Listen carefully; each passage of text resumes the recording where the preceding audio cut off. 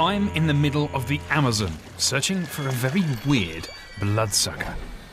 Now, everything seems to bite and sting you here, but my weird creature stands out even amongst this horde. Okay, there are a lot of them close to us. Right. It allegedly lurks somewhere under the Amazon's dark surface, homing in on your urine if you pee in the water. Then it keeps on swimming until it's lodged right up inside those delicate bits, where only an operation will extract it. So, is the kangaroo, or vampire fish, just an Amazonian horror story? They are coming something for you. I can see. Is that a kangaroo? Or is it a very real, weird creature? The Natural History Museum, London, my second home as a child. It was here that I fell in love with the diverse and bizarre world of animals which we share the planet with. Now, my visits are a starting point to breathe life into the dried bones and pickled skins of some of the planet's weird creatures.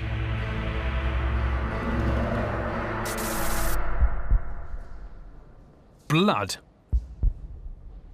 It coursed through the bodies of many of the Natural History Museum's specimens, and none more so than my weird creature that feeds exclusively on it. In fact, they're animals that feed on other animals while they're very much alive. We're talking parasites. The Natural History Museum's science director Richard Lane has got over 500,000 parasites here, including this spectacular 7-metre-long tapeworm from the inside of a killer whale. It goes by the tremendous name of Diphyllobothrium polyrugosum, which is almost as long as the worm itself, found from the inside of a killer whale washed up on the beach in Cornwall. I find parasites absolutely fascinating, especially those highly adapted to feed purely on blood. The best known, of course, is the vampire bat. But there's a bloodsucker with an even stranger legend attached to it, and it's my target species, a vampire catfish called the kangaroo. This particular specimen was given to the museum by a Dr. Bark in 1897, fresh from the Amazon. And James downstairs, he knows all about these. One of the things that they are known to do is to feed parasitically on the gills of fishes, which is a very rich, blood-supplied sort of area of the fish, and they just go in there and they munch away. And get one out. These are quite old. I mean, these were collected in the 1890s by a Dr. J. Bach. I believe he's made a comment about them, which I could read to you here. The kangaroo, as the fish is called, is much dreaded by the natives of the Jurua district. The fish is attracted by the urine, and once it has made its way into the urethra, the tube you basically wee through, it cannot be pulled out again owing to the spines which arm its opercles. That's the gill coverings. Right. The only means of preventing it from reaching the bladder, where it causes inflammation and ultimately death, is to instantly amputate the penis. Ouch. Now, my mission over the next few weeks is to get to the bottom of this. It's become a little bit of an urban legend, this fish. Does it do what Dr. Bach suggests it does? And if so, why? Puerto Maldonado in Peru.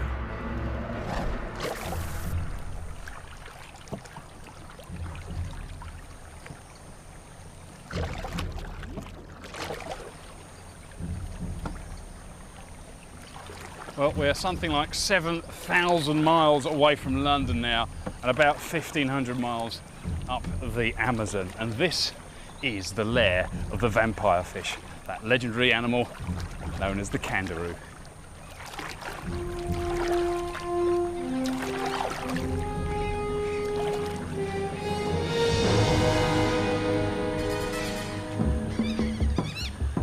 As everybody knows, in order to catch a vampire, first you need a victim and some blood. This is not your average fishing trip. The things we're really after, obviously, are those kangaroo catfish. And if you read the literature on these animals, there's many, many ways of catching them. We have our tripe. That apparently is a good way of catching them. They've got some lungs, we're going to have some of those, they're good as well, and I think we're going to take some liver. It all sounds a bit of a macabre bait box, but you'll get the idea a little bit later on. Okay, right. These are cracking great big catfish. These are the one of the shovel-nosed catfish, same species. And then of course the animal we're really looking for, that kangaroo, that mysterious fish of the Amazon, is also a catfish, one of the most specialised catfish of all. And in order to catch those, one of the techniques we've got to use, it's almost a sprat to catch a mackerel, but in this case it's a other way around. It's a great big catfish to catch a kangaroo. Oh, look at that. Piranha. Piranha. Piranha. You roll your R's here. I can't do that very well. Oh, no. The word has got around. This man likes catfish. Look at this one. Wow. Gracias. And there's another catfish. Look at that for a crazy snout. It's like a morgue for all my favourite animals. Okay. So what are we talking? 34. What's that? That's 34. Okay. Now, this is pretty much going to be home for the next week. This is the mothership, and it is full of everything that is needed to catch the kangaroo, that mysterious of catfish. We've got nets, we've got snares, we've got rods, we've got every means possible of capturing or angling our quarry. We've got tubs, we've got tanks in which to observe them. And of course, the most important thing is we have knowledge. Now, that isn't up there, I'm just a beginner.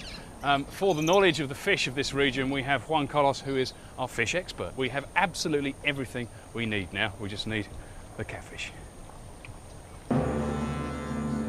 And so, with our traps and gory bait on board, the mothership has set sail in search of the kangaroo, also known as the Carnero, Vandalia, and of course, the vampire fish.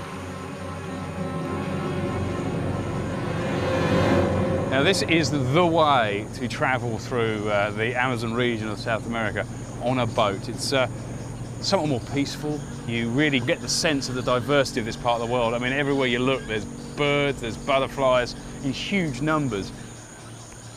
If the forest isn't mysterious enough, which it is, you start looking at the fairly murky, turbid water here, which makes any fish seem mysterious. We are passing by some of the weirdest creatures on the planet, but they're just hidden from our eyes in this water.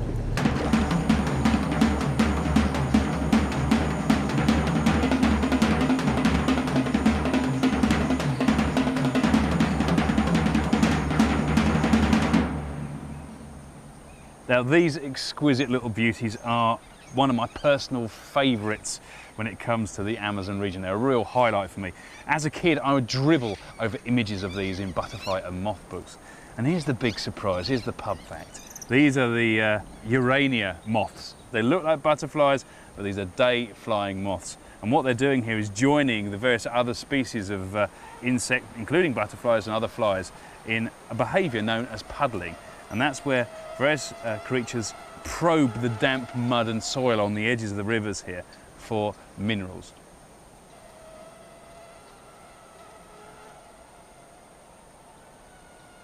As is the way with this place, where you've got images of heaven, you've also got the experience of Hades as well. So as soon as you stop and look at the beautiful butterflies, everything with a biting mouth part in the insect world, all the mosquitoes and the sandflies in particular, all suddenly arrive to feast on your flesh.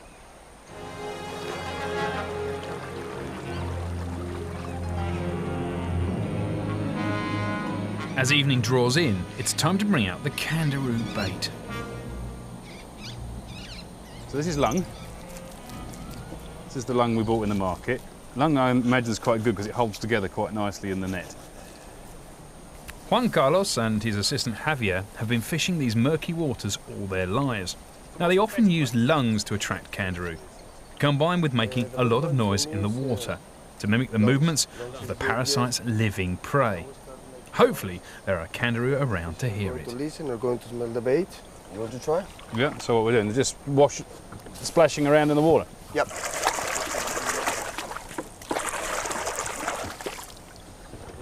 That's a what?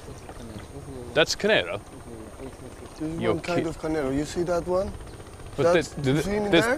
that's a fish under the surface? Yes, that's the fish. That's a little canero. You're kidding me, right? No, I'm not kidding you. That's it? Yes, that's one of the very... Because that's another, and that's another one? No, it's not that easy. We've come all this way, 5 minutes dabbling your net in the river, and we've already got Caneros shoaling Si around se the boat. acercan los chapas, huh?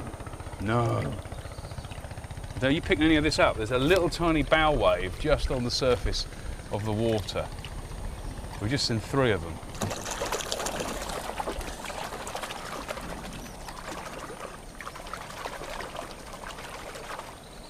Okay, You got one? we catch it. You got one? We catch it. We catch it.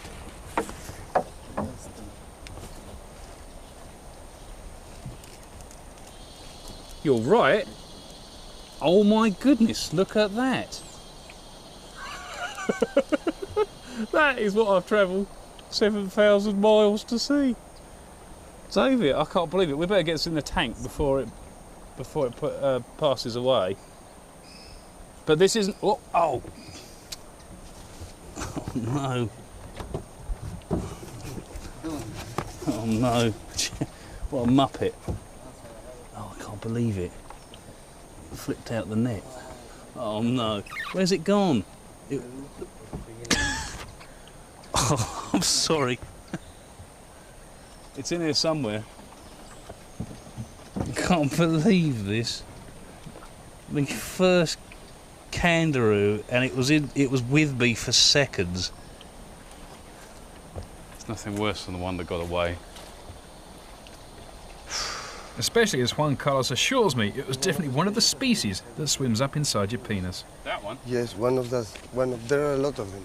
I'll not be swimming here tomorrow. Oh, I feel bad, man. Now we've lost that first fish, we could be in for an all-nighter. I think it's time for Plan B. Now, what is it that kangaroo like best in all the world? Blood.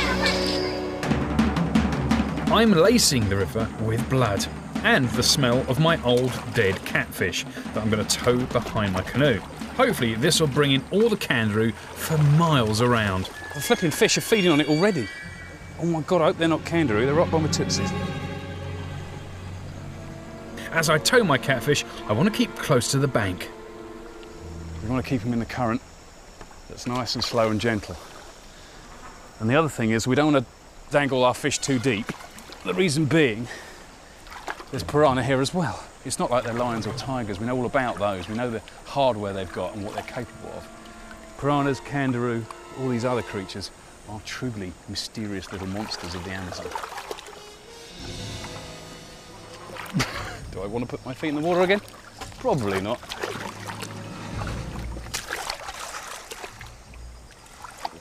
Okay. Okay, Juan. Done as instructed. Let's see if it does any good. Now to stake out our chosen hunting spot Our with bait. unfortunate friend from the other day, is our, Mr. Paku, who is now, I have to say, humming rather badly. We're going to put it here and wait. Okay? All right, so if there's any kangaroo, or canero, as they are often called as well, there could be one of those fish within a mile of this beach, and we should be attracting them. Bit of sauce. I'm the only one wearing sandals, which I thought that's practical, isn't it? I'm going to bring more blood. We've got fish heads in the water, we've got lungs, we've got hearts, we're splashing blood around. We've got our friendly dead catfish from the other day, and now we have pretty much, we've fired all our weaponry. This is everything we've got now, we've just got to sit and wait. Like that other bloodsucker, the vampire bat, the kangaroo is largely nocturnal. So, General survival tip, if you are frightened of kangaroos and swimming up your genitals, then swim in the middle of the day.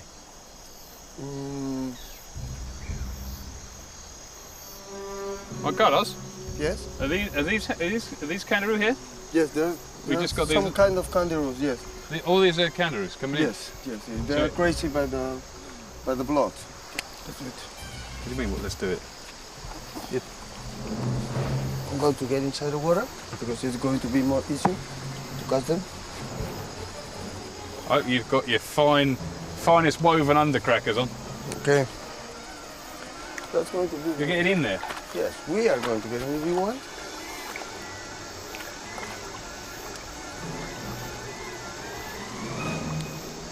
Okay, there are a lot of them close to us. Great. You see a lot of fish action. Juan, can I just ask you a quick question?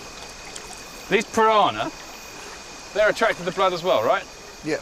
And we've just soaked the water full of blood and we're wading in it. Totally sure how happy I am. Oh, is that your genital alarm? You're in too deep.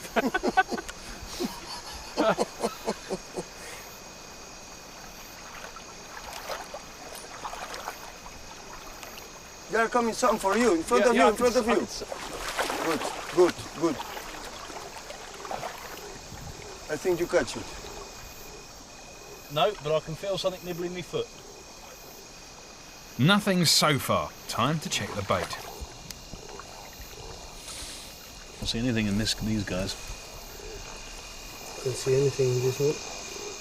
No, not yet. We're just going to keep trying. We'll put the baits back and see. There's definitely things around though.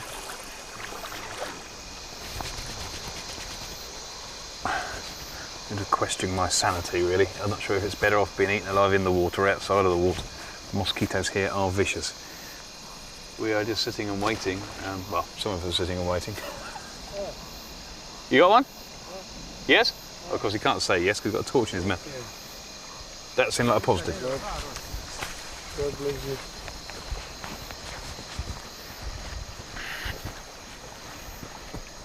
Ooh. False alarm. But this is a fish you often see in aquariums back home. So when you go to a tropical fish store and you say, I want something to eat the algae that's growing on the glass, the chap, if he's any good, will sell you one of these things. Wow. Oh, you've got two little things in there. A very strange fish, huh? There's a catfish because it's got little barbels, but it's done what a lot of catfish do, it locks out these tri-spines.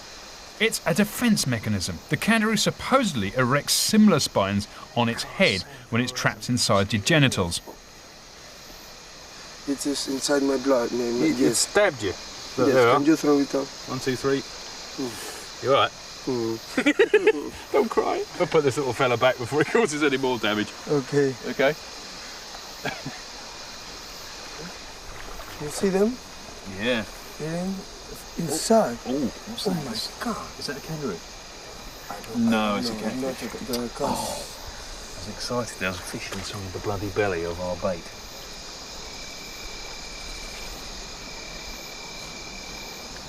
Nothing. I just wish I hadn't dropped the first one we'd caught.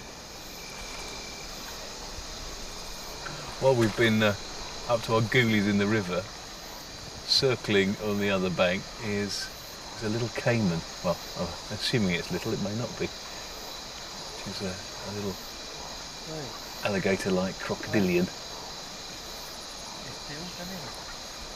Which is always nice. Well, in the absence of kangaroo, it is rather nice though if you can just get rid of the mosquitoes and the sandflies and the wasps and all the things that we don't like, and just lying here just for a moment taking in the essence of the tropical night. It just sounds like a raspberry blowing competition. Everything's sort of farting, scratching and wheezing all around us. It's a wonderful, wonderful cacophony of tropical sound. The hell was that? We catched one bandelia. You catched one? One bandelia. Hey! Come on then. Is it a big one? It's more than less 7 centimeters. Oh, thank goodness for that. Oh, it's a nice one, look. Yeah. Have a look at this. At last, another kangaroo. There's nothing nice about it. It's got that eely kind of look to it, which is further emphasised by the fact that it really is a slimy little fella. It comes pre-lubricated for slipping in to those delicate tissues of its prey. The idea is that it wriggles right up inside the gills of living fish, where it slashes the flesh, latches on, and is literally pumped full of blood by its prey's own blood pressure. Everything about it is geared up to worming in and out of its host's tissue. except those wicked fang-like spines which anchor it into place. That fish, apparently, is capable of disappearing up a human urethra. Now, whether they do this on a regular basis, well, that still is to be seen. But well done!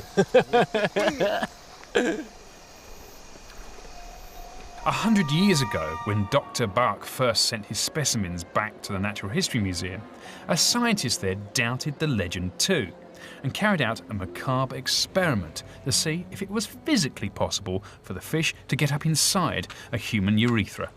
Later writing, Professor C. Stewart kindly took me to St. Thomas's Hospital, where I was able to introduce without difficulty a number 12 catheter, which is 5.5 millimeters in diameter, like this one, into the urethra of a male subject lying for post-mortem examination. The caliber of the fish, being only 3 to 4 millimeters, no doubt can be raised as to its ability to enter the orifice of the urethra in the manner that has been described by various travellers. There you can see very similar in size. In fact, the fish is actually slightly thinner in some places than the catheter. And the fish will be slimy too, so it can wriggle up there if it wants to. so it would definitely fit in a penis, but does it really go there?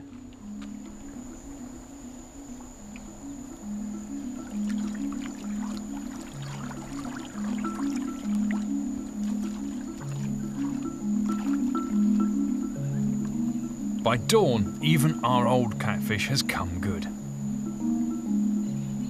There's a dead kangaroo trapped in its gills. Look, this is another species of Vandelia. It's full of the blood it's drunk, turning the whole creature a sickly red. Right, we're going to keep that one as a specimen. We're going to see if we can find some alcohol to preserve it in, which, surprise, surprise, among this crew is actually going to be a rarity for once. So, we've captured the vampire fish. Quite a few of them, in fact. Now for the other half of our quest. To hunt for one of its human victims. And the best place to start is amongst the people who've been living with the vampire fish the longest. One of the Amazonian indigenous tribes, the Esayeha. And as we hunt them, we too could be being hunted.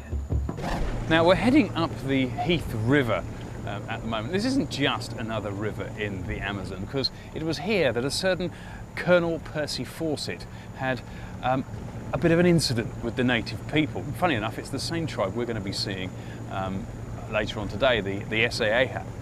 Now, I quote from his book, Exploration Fawcett here. "We strung ourselves out along the sandbank as arrows smacked into the ground all around us.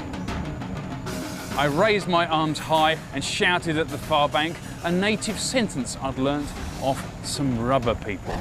Unfortunately for him, the person who taught him this particular sentence in what he thought was the native tongue was a bit of a joker, and basically told him to say, 'I'm your enemies, I've come here to kill you.' What he thought he was saying was, 'We come in peace, we're your friends,' which enraged, rather understandably, the Esayeha, who then peppered his entire crew with arrows.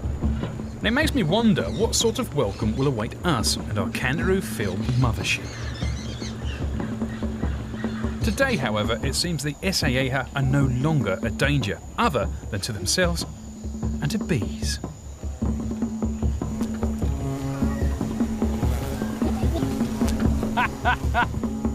Oh dear, oh, the bee's tangled, that's not good.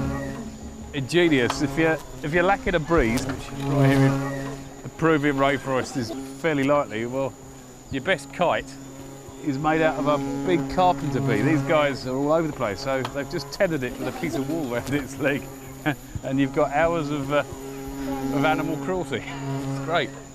So this was the village of the once feared Esayeha Indians. Marco? Kangaroo plagued these waters, that? and almost immediately we met the tribe's kangaroo doctor, Marco. Would he recognise our specimens as the same fish that attack his people? Is that anything like it? These are the most common when they come inside. Yeah. It turns out the tribe are very used to living with the kangaroo. Historically, they wore bark underpants to protect them in the water. And nowadays they wear regular undercrackers and brew a traditional medicine for getting rid of one if it gets stuck inside you. And it's made from a jungle fruit. Oh, that's the fruit, look. And this is Wheater. Wheat tree. Wheater tree. Yeah. Let's see how this Okay. extract is made. First, take your Wheato fruit and grate to a fine pulp. Then, carefully wrap it in a banana leaf and place on the fire. You'll know when it's done because it changes colour. It's gone blue. Then, simply add lemon to taste. You see, allegedly, when a kangaroo gets trapped inside your genitalia, it erects spines around its head. It gets stuck and then it dies. Some scientists are suggesting this Wheato juice soften the fish's spines and bones, so when you urinate, it's flushed out. Can I try? Yeah, why not?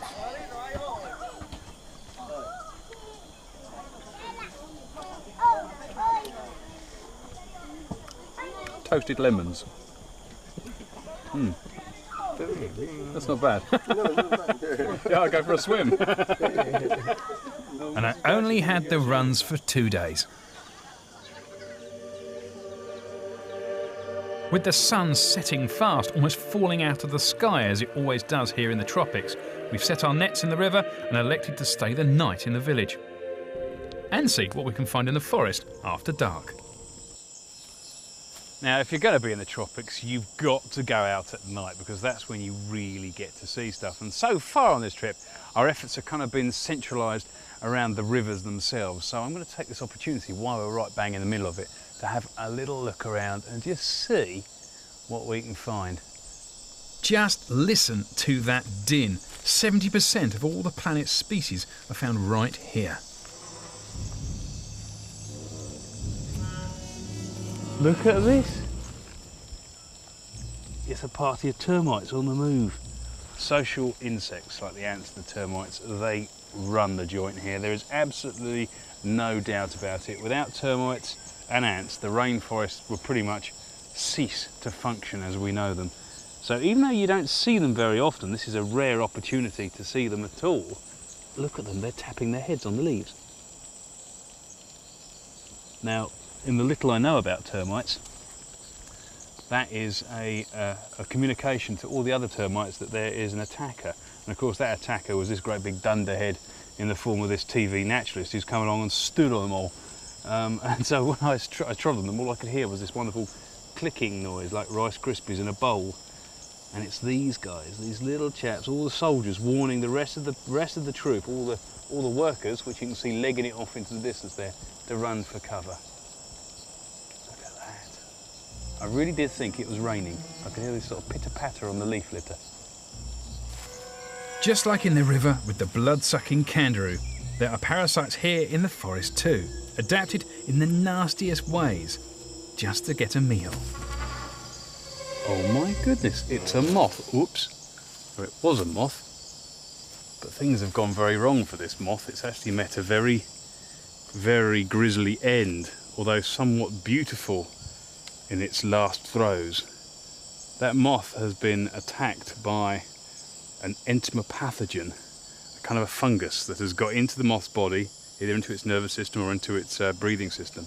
The animal has basically stopped and died, and the fungus has then permeated its tissues and then created this peculiar spiky effect, which I'm assuming would be the sporing bodies, sort of spreading more of these spores on the air to catch out another moth or other insect unawares. But that is a beautiful, beautiful example of death.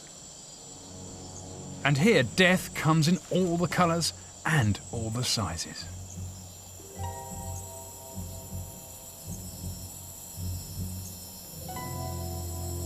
These are the original bird-eating spiders. You see, some of the very first explorers here sent back wood carvings to Europe, some woodcuts, illustrations which show this species, or a species very similar to it,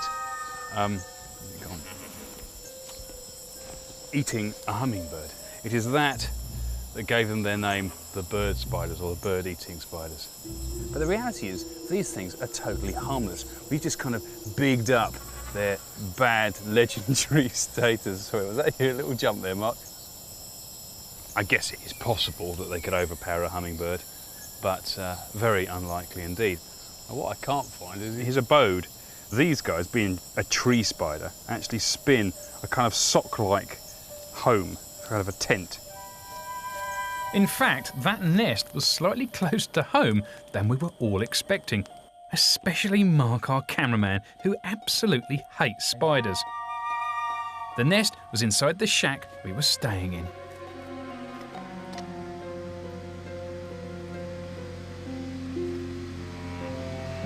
Well, this is our abode for tonight. We've kindly been lent to the schoolhouse here in the village, and these are where the men sleep. That's where we're going to be spending the night. Lovely. Sock nests of our own. I'm going to have a great night's sleep. What about you, Mark?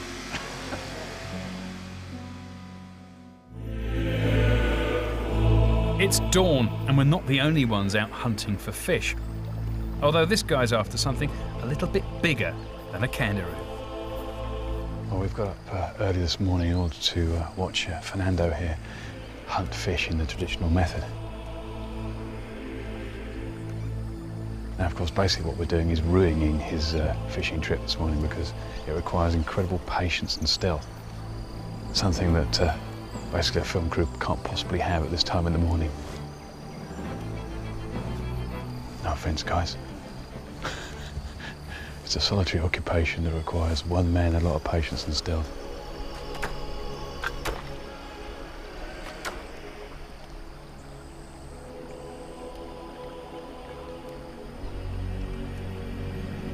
He hasn't caught anything. But from our nets that have been out all night, we have. Well, this room contains the fruits of our labours. We've been incredibly successful. In this first tank, we've just got a few catfish. Now, cast your mind back to the actual fishing on the riverbank and the fish market. Look at that for a crazy snout. Add it to some of these monstrosities in here, you get just beginnings of what a varied group of fish these are. I'm not exaggerating, there are thousands and thousands of them. We don't even know what this one is. Our fish expert doesn't really know what it is. The books don't tell us what it is. And, you know, let's face it, there's not many countries in the world where you can find a large organism like that and still have no idea of its identity. So over here, we've separated off the animals we did come all this way to see. These are the kangaroo, as they call them in Brazil, or the carneiro, as they call them here in Peru. This jungle lab lets me explore the nocturnal science behind the kangaroo legend. Something that would be next to impossible to do out on the riverbanks when we're catching the fish at night. Here, it's clear the fish is perfectly shaped to slip inside the human genitals. But why would it want to do that in the first place? Obviously it does occur from time to time, but is it when you urinate in the water? If so, are the fish attracted to a chemical in the urine which it confuses with a chemical given off by its natural prey? One theory suggests that, as well as blood, kangaroo are attracted to urine because it's very rich in nitrogenous waste, the same chemical that is excreted by the kangaroo's real target, the blood-rich gills of living fish. Basically, they're homing in on the wrong thing, then carrying on up the wrong orifice. Very important part of the kangaroo's process, of course, is this legend of it being a swim up the humerus penis. So in order to collect the urine, which is supposed to be an attractant, we have obviously, well, I've dried up and I'm suffering from dehydration, so I've got nothing to give. However, our director Jerry is giving generously in the name of my particular brand of science right now. How you going, Jerry? You dried up? To go when people are watching it. Have you dried up? Here we go. Here we go. Couple of shakes. Okay, you done? We have come equipped with with funnel, and we're just going to see it. We've got a couple of kangaroo in here. I've got no idea whether or not we're going to get a reaction. All right, oh, it's warm, Jerry. Warm pizzle of a director. Well, the kangaroo certainly seem pretty active in its presence, but they're showing no signs of actually being attracted to the urine stream itself. So unfortunately, our little experiment doesn't really prove anything. Which isn't really surprising, as the fish are still stressed after their capture and therefore probably not behaving normally. Meaning the only way to get to the bottom, literally, of kangaroo attacks on people is to find a real live victim to talk to. Someone who's actually experienced the full horrors of an attack. And with that in mind, we're leaving the Esayeja, who seem pretty skilled at living with the kangaroo, and heading downriver to a farming community where attacks are apparently more common.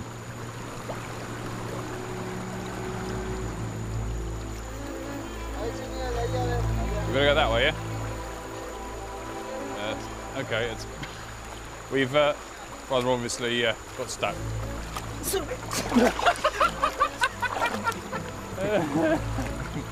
Plain sailing from now on.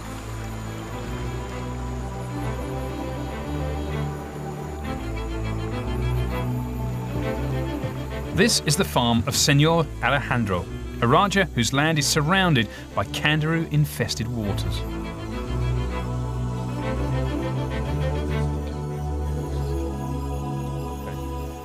Hay bastante aquí en este río. There is a lot of in this river, he told me. Just here? Just here? In this river, yes. We just ascertained that Alejandro here has had an aunt about 4 years ago that was washing some clothes in a boat, and she was up to her waist, and a Carnero basically entered her vagina. She didn't realise until after the fact, and she was out of the water and she started to bleed. And she went into a local hospital where they gave her some drugs to remove the fish. Now, not surprisingly, the Carnero wasn't kept, so we still don't exactly know what species it was. But it does give us a lead, which means the next step in our journey after our time here is to go to the hospital itself and see if we can find some answers there. But before we leave for that hospital, there's another bloodsucker here to hunt. As well as kangaroo in his river, Alejandro has vampire bats raiding his chickens. Vampires from all the night the vampires come here and bites the pigs or cows or chicken. It's very common to watch them biting different animals. Okay? Vampire bats and kangaroo are the only two vertebrate parasites, that is, with backbones, that solely feed on blood, and they both surround Alejandro. It's the chicken's blood. They don't come in the front, they come in the back. Don Alejandro has put this net to catch these vampires. So we're all set, really. We've got mist net in place. We've got almost guaranteed vampire sightings. All right, we'll just wait. Okay. Wait and see. Poor chickens. Now to try and catch some.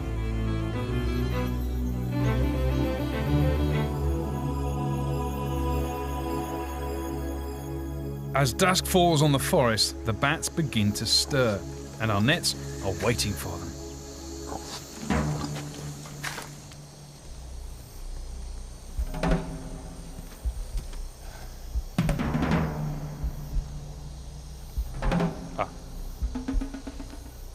Let's have a look at this little fella. He's a real biter, but again, you can't blame him. Yeah, you see, not a vampire. See, vampires really are a genuinely ugly bat. And this guy has kind of good looks in there somewhere, but very ferocious looking teeth. And that's because these guys are insectivorous. They eat insects.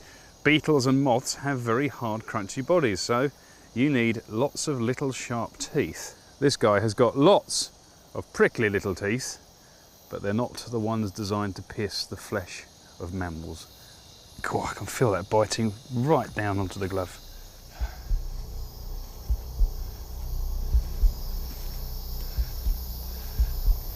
Right, that's not a vampire. That big leaf on its nose is all to do with projecting and receiving high frequency sound, which is how these guys navigate and how they capture their prey. But vampires don't have a nose leaf.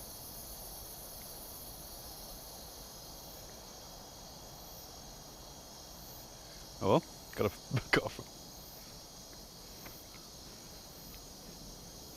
friend for life. Go on. There we are. Off he goes. Somewhere. Okay, well we'll keep looking for vampires. Check the net again. Another one of the same. We're getting a lot of these guys tonight. We're getting mainly 2 species, but still no vampires. Oh. Oops. Vampires clearly raid these chickens regularly, as shown by the blood-stained perch, but tonight there's no sign of them. Well, we didn't get much luck with our vampires. Kind of a futile night's backtrapping that. However, out of that whole experience, we did get another lead in our kangaroo story. And that is why we're now heading back to Puerto Maldonado, where the hospital is, because I believe that is where we can finally find some real answers about what this fish is capable of. Right. Racing flat out down the river at night to get to that kangaroo hospital, and we'd smash straight into a sandbank. And now we're stuck fast, far out in the middle of the river, with goodness knows what lurking in the shallow waters under our feet. 1, 2, and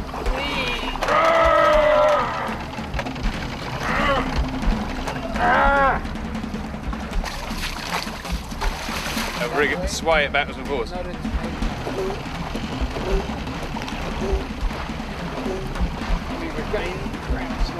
Okay. Oh, look at that! Yeah! Then at last, we were free. Woo! Right, we'll not do that again.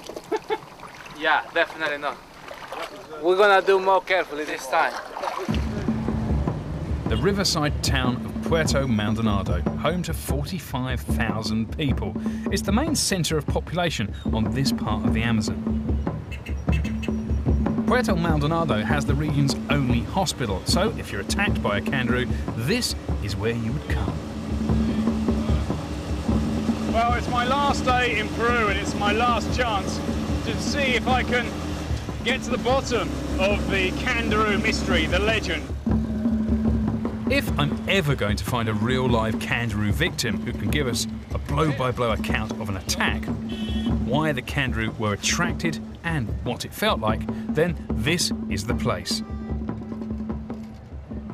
And this is the doctor who treats them. 20 years before, it was 185 cases in this hospital. So 185 people in the last 20 years. Yes. So how many of these patients has the doctor directly dealt with? 45, 48. More than less, 45, 48. More women than men. Okay. More women than men. Dando 2 o 3 casos quizás, pero más mujer menstruando. Okay, the most common case is when a woman is menstruating.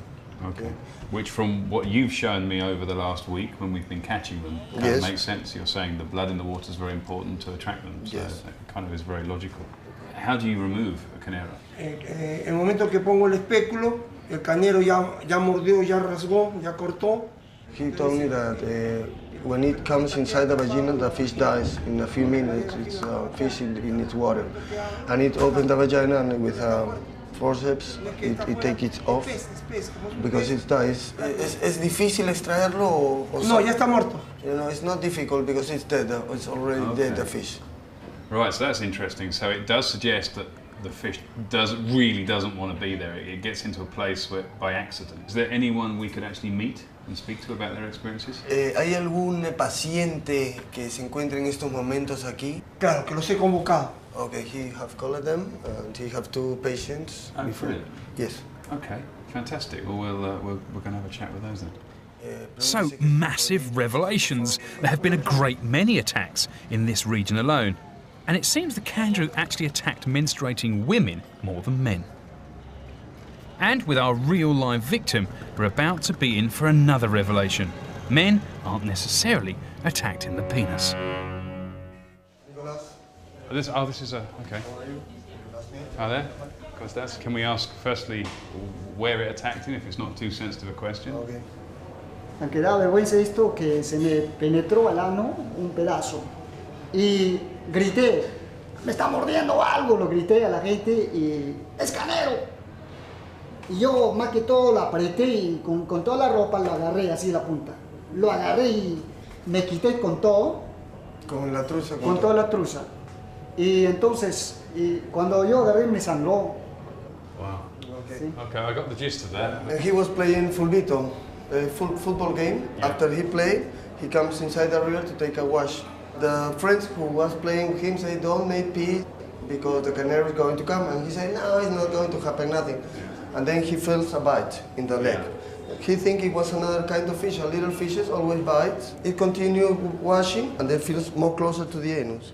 And then suddenly the canary comes inside the anus and he... So it was actually... Yes, and it feels very hard, it's very painful. He was biting inside of him. Yes, he threw it out and it was between 10 and 15 centimeters. Wow, so and the pain, it was for 4 days. The painful, it was for 4 days, okay? Because it was inside of him and he pushed it out. Yeah, so is this, I don't want to bring back bad memories, but is this similar to the fish? Yes, it is. That is the fish. Could you just thank Nicolas very much for speaking to us about this, because it's obviously a very sensitive thing to talk about, but it's helped me a lot understand the fish. Muchas gracias. Ouch is the only word for that. It seems that that man in there really did have an intimate encounter with some strange fish of the Amazon. And when we showed him our pickled kangaroo specimen there, he recognised it, or something very similar, as being the culprit. So it seems, on the face of it, that the legend of the kangaroo, or canero, seems to be true. This slimy, almost eel-like catfish attacks women as well as men, possibly homing in on urine and blood by mistake, instead of its real prey, the blood-filled gills of a living fish. But once it's made its mistake, it keeps on going until it's trapped inside its human victim. Now, the only part of the myth I haven't been able to confirm is, does it actually swim up inside a penis? But the research shows it's capable of it, and I know it goes up every other orifice. I've given you the facts. I guess ultimately the rest is up to you. If you ever visited the Amazon, would you dare to go swimming in the lair of the vampire fish?